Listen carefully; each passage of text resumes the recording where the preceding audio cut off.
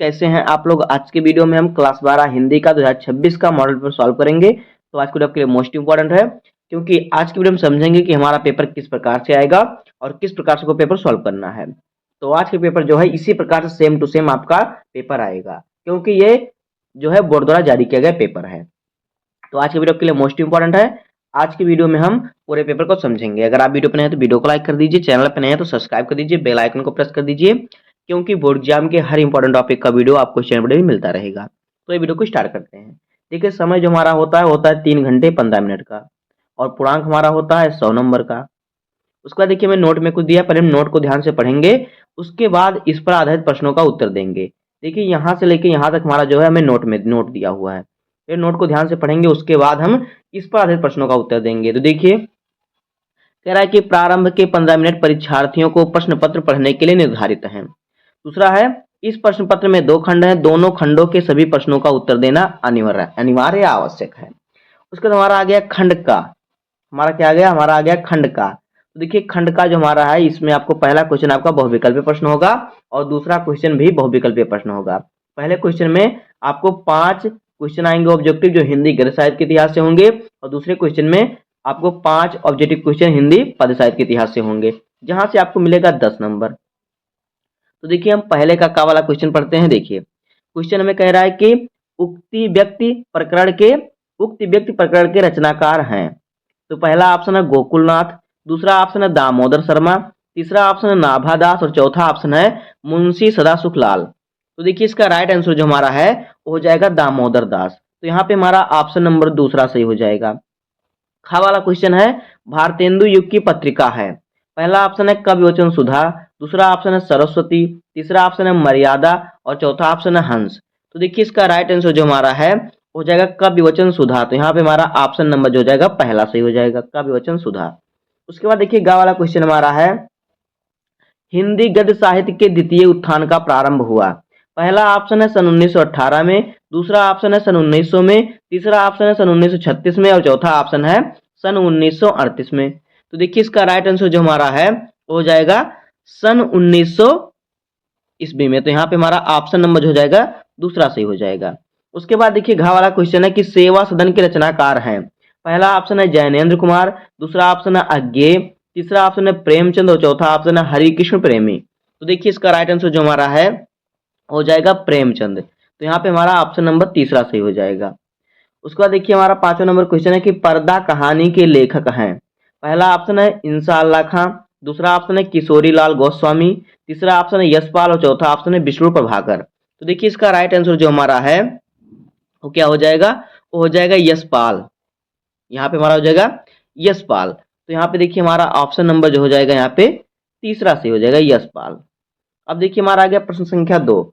देखिए, जो पहले हमें 5 ऑब्जेक्टिव क्वेश्चन मिले हमारे थे हिंदी गद्य साहित्य के इतिहास से। अब जो 5 क्वेश्चन हमें मिलेंगे वो हिंदी पद्य साहित्य के इतिहास से होंगे। देखिए, दूसरे का वाला क्वेश्चन है कि आदिकाल का ग्रंथ नहीं है। तो पहला ऑप्शन है कीर्तिलता, दूसरा ऑप्शन है बीसल देवरासो, तीसरा ऑप्शन है आलखंड और चौथा ऑप्शन है पद्मावत। तो देखिए, इसका राइट आंसर जो हमारा है वो हो जाएगा पद्मावत। तो यहाँ पे हमारा ऑप्शन नंबर जो हो जाएगा चौथा सही हो जाएगा, राइट आंसर चौथा हो जाएगा। खा वाला क्वेश्चन है, अष्टछाप के कवियों का संबंध भक्ति काल की किस शाखा से है। पहला ऑप्शन है राम भक्ति शाखा, दूसरा ऑप्शन है ज्ञानाश्रयी शाखा, तीसरा ऑप्शन है प्रेमाश्रयी शाखा और चौथा ऑप्शन है कृष्ण भक्ति शाखा। तो देखिए, इसका राइट आंसर जो हमारा है वो हो जाएगा कृष्ण भक्ति शाखा। तो यहाँ पे हमारा ऑप्शन नंबर चौथा सही हो जाएगा, कृष्ण भक्ति शाखा।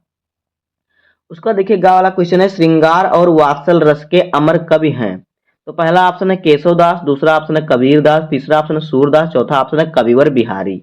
तो देखिए, इसका राइट आंसर जो हमारा है वो हो जाएगा, यहाँ पे देखिए, गा वाला क्वेश्चन का जो हमारा राइट आंसर क्या हो जाएगा, सूरदास। तो यहाँ पे हमारा ऑप्शन नंबर तीसरा से हो जाएगा सूरदास। उसके बाद देखिए, घा वाला क्वेश्चन है, चांद का मुंह टेढ़ा रचना की विधा। जो चांद का मुंह टेढ़ा है, ये रचना किस विधा की रचना है। तो देखिए, पहला ऑप्शन है काव्य, दूसरा ऑप्शन है उपन्यास और फिर तीसरा ऑप्शन निबंध, चौथा ऑप्शन है कहानी। तो इसका राइट आंसर हो जाएगा काव्य। तो यहाँ पे ऑप्शन नंबर हमारा पहला सही हो जाएगा। उसका देखिए, 5वां क्वेश्चन है कि कबीर वाड़ी के डिक्टेटर थे। ये कथन किसने कहा कि कबीर जो है वाड़ी के डिक्टेटर हैं। तो देखिए पहला ऑप्शन है आचार्य हजारी प्रसाद द्विवेदी, दूसरा ऑप्शन है जयशंकर प्रसाद, तीसरा ऑप्शन है रामचंद्र शुक्ल और चौथा ऑप्शन है नंद दुलारे वाजपेयी।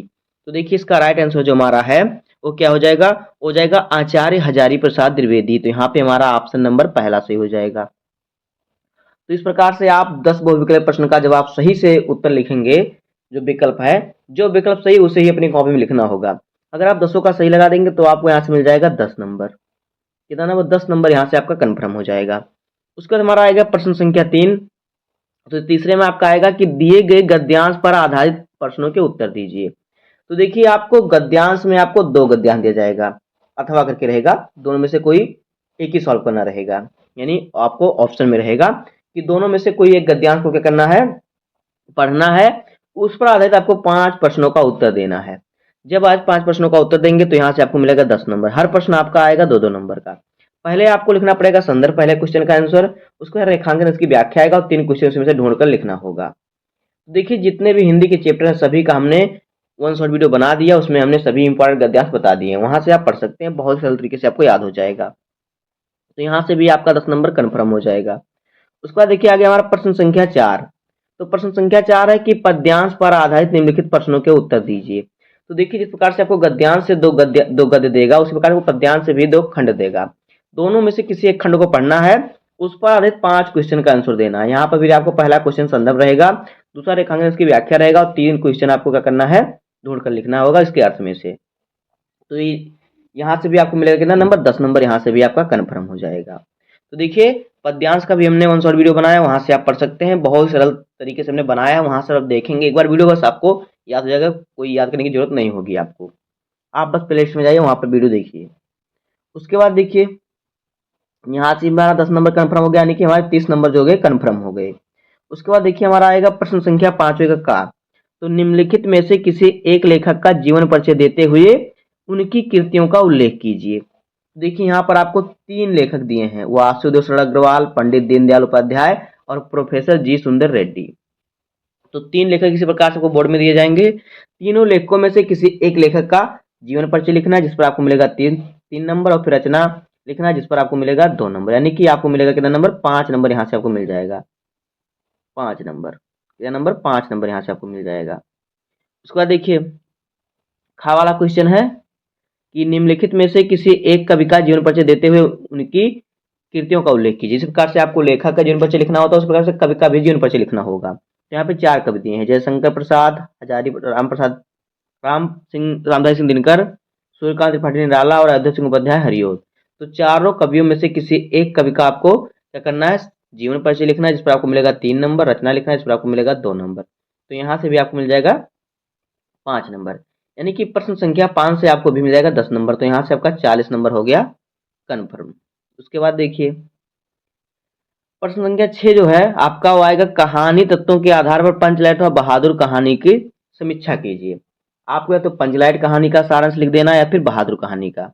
ये आपको मिलेगा 5 नंबर यहाँ से। तो यहाँ से यहाँ तक आपके देखिए 6वें नंबर क्वेश्चन तक आपका 45 नंबर हो गया कन्फर्म। उसके बाद देखिए कह रहा है कि अथवा दिया है कि कर्मनाशा की हार कहानी के प्रमुख पात्र का से चित्रण कीजिए। अगर आपको बहादुर और पंचलाइट कहानी का सारांश नहीं आता तो आप कर्मनाशा की कहानी का भी लिख सकते हैं, तो भी आपको मिल जाएगा 5 नंबर। लेकिन मुझे नहीं लगता कि आपको बहादुर और पंचायत कहानी का ना आए, क्योंकि सबसे सरल एक बार पढ़ लेंगे तो याद हो जाएगा, और ज़्यादा नहीं, बस 80 शब्दों में लिखना है।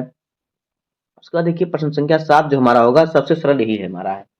कह रहा है कि स्वपठित खंड काव्य के आधार पर निम्नलिखित में से किसी एक प्रश्न का सही संक्षिप्त उत्तर दीजिए। हमने क्यों कहा कि सबसे सरल यही है, क्योंकि इसका उत्तर आपको अभी से मालूम हो जाएगा। क्योंकि जो स्वपठित खंड काव्य होता है ये हर जिले का तय होता है कि इस जिले में यही खंड काव्य आएगा।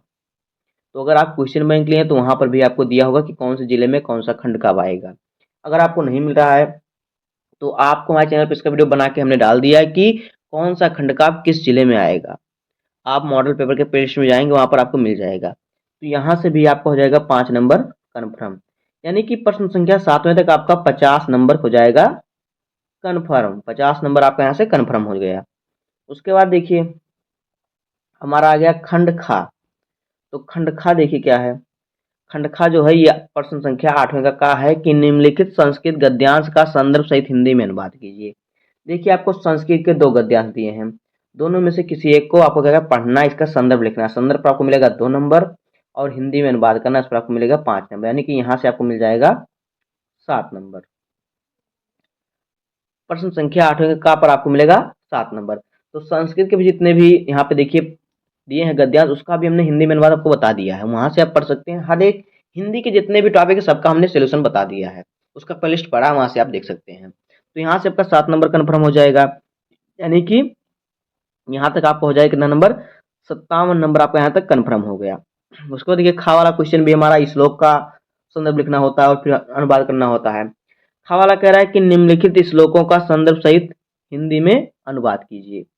देखिए 2 श्लोक दिए हैं, ये ज़्यादातर सुभाष रत्नानी चैप्टर से आते हैं। तो देखिए 2 हमें दिए हैं, दोनों में से किसी एक का आपको कहना संदर्भ लिखना है, उस पर 2 नंबर मिलेगा। हिंदी अनुवाद करना, उस पर 5 नंबर मिलेगा। इस प्रकार से यहाँ से भी आपको मिल जाएगा 7 नंबर, यानी कि प्रश्न संख्या 8वें तक आप कितना मिल जाएगा, आपको मिल जाएगा 64 नंबर। कितना नंबर, 64 नंबर आपका हो जाएगा। उसके बाद देखिए प्रश्न संख्या 9 हमारा है, निम्नलिखित में से किन्हीं 2 का संस्कृत में उत्तर दीजिए। देखिए आपको संस्कृत के 4 क्वेश्चन पूछे जाएंगे, 4 में सिर्फ 2 का आंसर देना है, यहाँ से आपको मिल जाएगा 4 नंबर। एक एक लाइन के क्वेश्चन का आंसर होगा, उसको आप लिख लेंगे, तो यहाँ से भी आपका 4 नंबर कन्फर्म हो जाएगा। तो यहाँ तक आपका 64 में 4 जोड़िए 68 नंबर आपका जो हो जाएगा कन्फर्म हो जाएगा। कितना नंबर, 68 नंबर यहाँ से आपका कन्फर्म हो गया। उसके बाद देखिए आ गया प्रश्न संख्या 10। इसमें कह रहा है कि प्रश्न संख्या 10वें का काम कि श्रृंगार रस अथवा करुण रस की परिभाषा लिखकर उसका उदाहरण सहित उत्तर दीजिए, यानी उदाहरण लिखिए और फिर उसका परिभाषा उदाहरण दोनों देना है। परिभाषा उदाहरण लिखने पर आपको मिलेगा 2 नंबर, चाहे श्रृंगार का लिखिए चाहे करुण का लिखिए। जितने भी रस होते हैं हमने सभी का बता दिया, रस छंद अलंकार, तो वहां से आप पढ़ सकते हैं। तो 2 नंबर आपका यहाँ से कन्फर्म हो जाएगा। श्लेष अलंकार अथवा दृष्टांत अलंकार की परिभाषा उदाहरण सहित लिखिए, इस पर भी आपको मिल जाएगा 2 नंबर। चौपाई छंद अथवा दोहा छंद की परिभाषा उदाहरण सहित लिखिए, इस पर मिल जाएगा 2 नंबर, यानी कि यहाँ से भी आपको मिल जाएगा 6 नंबर। प्रश्न संख्या 10 पर आपको मिलेगा 6 नंबर। तो देखिए हमारा 68 और 6 जोड़ दीजिए तो हमारा कितना, हमारा 74 नंबर यहाँ तक हमारा हो गया कन्फर्म। प्रश्न संख्या 10 तक हमारा 74 नंबर कन्फर्म हो गया। उसके बाद देखिए प्रश्न संख्या 11 हमारा आ गया। तो यहाँ पर ये कह रहा है कि निम्नलिखित में से किसी एक विषय पर निबंध लिखिए। तो देखिए बेरोजगारी समस्या और समाधान, सर्वधर्म संभाव, किन्हीं किसी मेले का आंखों देखा वर्णन, गोस्वामी तुलसीदास पर निबंध। तो देखिए निबंध आपको 9 नंबर में लिखना होगा। तो देखिए जितने भी इंपॉर्टेंट निबंध है सभी का वीडियो हमारे चैनल बना है, इसका भी हमने अलग प्लेलिस्ट बना दिया, उसमें कम से कम आपको 120 निबंध मिल जाएंगे। निबंध लिखने का सही तरीका क्या है, कैसे लिखना है, तब आपको पूरे नंबर मिलेंगे, तो वहाँ से आप देख सकते हैं हर एक टॉपिक पर निबंध है। तो देखिए यहाँ से आपका 9 नंबर कन्फर्म हो जाएगा, यानी कि आपका प्रश्न संख्या 11 तक हो जाएगा। कितना नंबर कन्फर्म हो जाएगा, देखिए यहाँ से आपको हो जाएगा 83 नंबर आपका यहाँ से कन्फर्म हो जाएगा। उसके बाद देखिए प्रश्न संख्या 12 क्या कह रहा है। प्रश्न संख्या 12 का क्या कह रहा है कि पावकः का संधि विच्छेद होगा। तो पावकः का देखिए संधि विच्छेद क्या होगा, यहाँ पे देखिए हमें 4 ऑप्शन दिए, जो ऑप्शन सही रहे उसी को आपको अपनी कॉपी में लिख देना है। तो पावकः जो है इसका संधि विच्छेद हो जाएगा, सॉरी संधि विच्छेद होगा पौधन अकः। तो यहाँ पे ऑप्शन नंबर जो का आ वाला ये हमारा सही हो जाएगा, तो यहाँ से आपको मिल जाएगा 1 नंबर। उसके बाद देखिए हमारा है क्या, यहाँ से हमारा आ गया फिर दूसरा है प्रजते का संधि विच्छेद होगा। तो प्रजते का संधि विच्छेद होगा, देखिए यहाँ पे क्या सही होगा, तो यहाँ पे होगा प्राधन एजते। तो यहाँ पे हमारा हो जाएगा ऑप्शन नंबर 7 सही हो जाएगा, यहाँ से भी आपको मिल जाएगा 1 नंबर। उसके बाद देखिए तीसरा है पुस्तकालय का संधि विच्छेद क्या होगा, सॉरी पुस्तकालय में कौन सा संध है। तो देखिए पुस्तकालय जो होता है उसमें दीर्घ संधि है, तो यहाँ पे देखिए हमारा जो है दीर्घ स्वर संधि है, तो यहाँ पे हमारा ऑप्शन नंबर बा सही हो जाएगा, दीर्घ स्वर संधि। तो यहाँ पर हो जाएगा आपका बा वाला सही। तो यहाँ से आपको हो जाएगा 3 नंबर, यानी कि 83 और 3 हमारा हो जाएगा 86 नंबर हमारा यहाँ तक कन्फर्म हो गया। उसके बाद देखिए 12वें का खा वाला क्वेश्चन है कि निम्नलिखित में से किसी एक का समास विग्रह करके समास का नाम लिखिए, ये भी 2 नंबर का है। तो देखिए दशानन, कृष्ण सर्पः और फिर प्रत्येकम, तो हमें एक एक करना है, तो हम यहाँ पे दशानन का कर दे रहे हैं। तो देखिए दशानन का यानी संधि विच्छेद क्या हो जाएगा, इसका जो समास विग्रह हो जाएगा 10 हैं आनन, यानी कि मुख जिसके, 10 हैं मुख जिसके, या 10 हैं आनन जिसके, दशानन अर्थात कि रावण। तो यहाँ पे जाएगा देखिए बहुब्रीहि समास। क्या हो जाएगा? बहुब्रीहि समास। बहुब्रीहि समास। तो यहाँ से भी आपको मिल जाएगा 2 नंबर। तो यहाँ से देखिए 86 और 2 हमारा हो जाएगा 88 नंबर हमारा जो हो जाएगा प्रश्न संख्या 12 तक हो जाएगा हमारा कन्फर्म। उसके बाद देखिए 13 नंबर क्वेश्चन जो है क्या कह रहा है? कह रहा है बैंक में जो जाएगा बैंक में कह रहा है खाता खोलने के लिए, बैंक में खाता खोलने के लिए बैंक प्रबंधक को आवेदन पत्र लिखिए। ये पत्र हमारा 8 नंबर का होगा। और देखिए कह रहा है यहाँ पे कह रहा है कि शहर में फैली संक्रामक बीमारी की तरफ जिलाधिकारी को ध्यान आकर्षित करने के लिए पत्र लिखिए। इसका भी हमने पत्र बता दिया अपने चैनल पर, वहाँ से आप पढ़ सकते हैं। मैं बार बता रहा हूँ कि जितने भी इंपॉर्टेंट टॉपिक हिंदी के सभी को मैं बता चुका हूँ सबसे सरल तरीके से, वहाँ से आप पढ़ सकते हैं, कोई दिक्कत आपको नहीं होगी। तो 8 नंबर आपका यहाँ से हो जाएगा कन्फर्म। तो देखिए 88 और फिर 8 आपका कितना हो जाएगा? 88 और 8 आपका हो जाएगा कितना नंबर? यहाँ पे देखिए 96 नंबर यहाँ से आपका कन्फर्म हो जाएगा। प्रश्न संख्या 13 तक आपका 96 नंबर कन्फर्म हो गया। उसके बाद देखिए प्रश्न संख्या 14, इसमें का वाला कह रहा है कि निम्नलिखित में से एक शब्द के धातु एवं प्रत्यय का योग स्पष्ट कीजिए। तो देखिए हमें 3 दिए, 3 में से किसी एक का करना है। तो हम पहले वाला कर देते हैं आ वाले का। तो देखिए इसमें कृता है, कृता में जो है क्री धातु है। क्या है? इसमें है क्री धातु है, इसमें क्री धातु है। उसमें कत प्रत्यय है। क्या है? कत प्रत्यय। तो यहाँ से भी आपका एक नंबर कन्फर्म हो जाएगा। इस प्रकार से आपको करना होगा। तो हमारा देखिए 96 नंबर हमारा कन्फर्म, तो यहाँ से हमारा 97 नंबर हो गया। दूसरा आपका है, इसमें देखिए 14 नंबर का दूसरा है कि निम्नलिखित में से किसी एक शब्द का प्रत्यय लिखिए। तो देखिए हम आ वाले को लिख देते हैं, तीनों में से किसी एक का लिखना। प्रभुत्ता, तो प्रभुत्ता में कितना क्या प्रत्यय है? ता प्रत्यय है। तो यहाँ से आपका हो गया 98 नंबर। उसके बाद देखिए खा वाला है कि रेखांकित पदों में से किसी एक पद के प्रयुक्त विभक्ति संबंधी नियम का उल्लेख कीजिए। तो पहला पुत्रेण सह, हमें तीनों में से किसी एक का करना है। तो देखिए पुत्रेण सह जो है इसका क्या हो जाएगा? यहाँ पे देखिए पुत्रेण सह में जो है यहाँ पे जो हो जाएगा हमारा, इसमें तृतीया विभक्ति हो जाएगी। क्या हो जाएगी? तृतीया विभक्ति, तृतीया विभक्ति। और इसमें जो पद है ये हो जाएगा पुत्र, इसमें पद हो जाएगा। तो यहाँ से देखिए 2 नंबर आपका कन्फर्म हो जाएगा, यानी कि 98 और प्लस 2 आपका हो जाएगा कितना? 100 नंबर आपका कन्फर्म हो जाएगा। हिंदी में आपका जो हो जाएगा 100 नंबर, इस प्रकार से आपका कन्फर्म हो जाएगा। इसी प्रकार से आपको पेपर सॉल्व करना है, जाके आपको पूरे 100 नंबर मिल जाएंगे। तो बस आज की वीडियो में इतना ही। उम्मीद करता हूँ आपको वीडियो पसंद आया होगा। अगर आपको वीडियो पसंद आए तो वीडियो को लाइक कर दीजिए, और चैनल पे नए हैं तो सब्सक्राइब कर दीजिए, बेल आइकन को प्रेस कर दीजिए, क्योंकि बोर्ड एग्जाम के हर इंपॉर्टेंट टॉपिक का वीडियो आपको इस चैनल पर डेली मिलता रहेगा। तो मिलते हैं किसी नेक्स्ट वीडियो में, तब तक के लिए धन्यवाद। जय हिंद।